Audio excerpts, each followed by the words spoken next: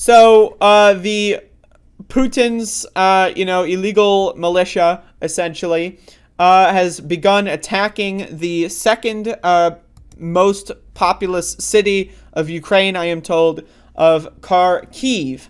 And so I've got a couple of videos here. This is ongoing, most recently updated within an hour or two. Residential areas have been destroyed, have been bombed. We can see here, this is a video from the area near the central square of Kharkiv. Again, Russia's propaganda outlets have been telling people that they are not targeting residential areas at all. Here you can see the bomb going off. We've been told that they're not targeting apartments, even though we're seeing apartments being targeted. We're seeing, they're not going after houses. This is a denazification peacekeeping mission, folks. So we can see that that is clearly not the case. We have an update from about an hour ago that says that a hospital was destroyed. Presumably, there were people in the hospital that have been killed. I've read reports that dozens of children have been killed, but I haven't seen any official numbers yet. And again, folks, I'm going to take this off the screen and talk more about this.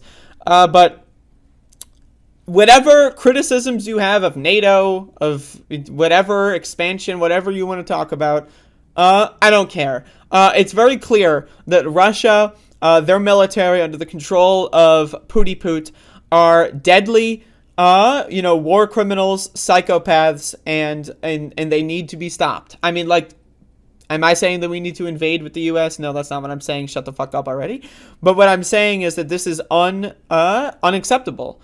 You cannot claim to be an anti-imperialist if you are not condemning what's going on in Ukraine. Bombing hospitals is unacceptable. It's unacceptable when the United States does it in Iraq.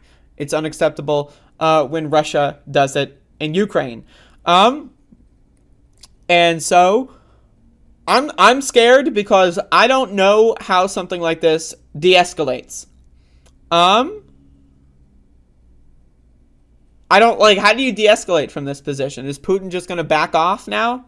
Well, is he already in, right? So it's sunken cost fallacy, right? Is the economy of Russia is already pretty much going to be destroyed, based on the actions up until this point. So what motivating factor would there be for Putin to give up now? Okay, he gives up, then what?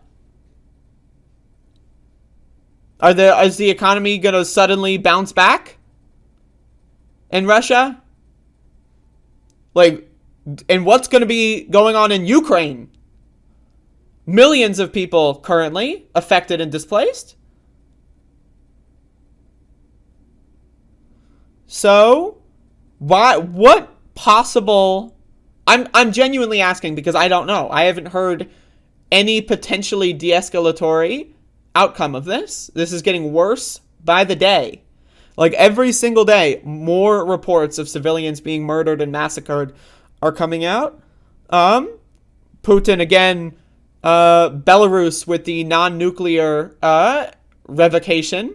Putin bringing nukes into Belarus, putting nuclear forces on high alert, right? The European Union is going to potentially accept Ukraine into the European Union to ease aid and weapons transfers from the EU countries to Ukraine, which Putin says is escalatory, right? Where is the de-escalatory move? What is the de-escalatory move? I genuinely don't know. I don't know how it goes back from this point. And maybe I'm wrong, maybe I'm missing something. And if you think I'm missing something, feel free to please let me in on that, because this is very scary.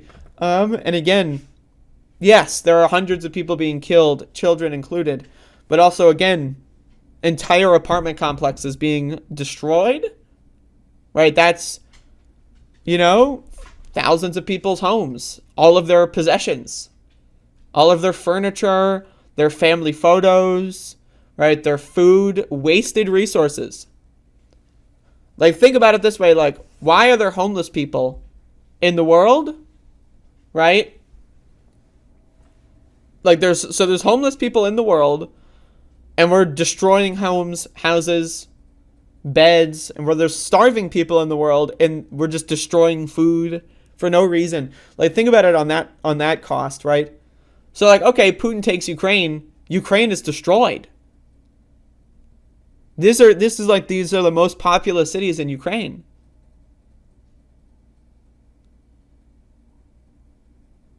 What the fuck? like, okay, you want Ukraine to be part of Russia. Why destroy everything? We have reports that Putin wanted to take Ukraine by the weekend. Covered a story yesterday how propaganda outlets were preparing that. That didn't end up happening. Ukraine put on a fight. What's going to happen if Putin somehow successfully assassinates Zelensky? Zelensky, who's become like a global hero, right, at this point. And yes, obviously we know every president has dirt, right? Like, Zelensky's not perfect, right? He's made mistakes as a politician, as a person, absolutely. But right now, as far as the world is concerned, we've got to be honest. And I agree with a lot of that too, that he's the protagonist here. He has taken control of the propaganda war. He has become everything Putin has wanted to pretend to become for his entire life. Zelensky has done that. So, what's going to happen if Putin kills Zelensky? Because you know Putin does not like that Zelensky is basically the masculine hero of the world. Again, something that Putin wants to be and has tried literally decades and decades and decades to pretend to be, spending billions of dollars of, whatever, ruble equivalent on propaganda campaigns to convince people that he's masculine, photoshopping his physique and photos and all that, right? Zelensky's done that overnight. So you know Putin wants to kill him. I mean, he's already said that he wants to take out the head of state. And if Zelensky's not going to surrender, what does that mean? Take out means kill. So, I don't know. It's not good, folks. We're fucked. We're fucked. I mean, we just being humanity. I don't know what to tell you.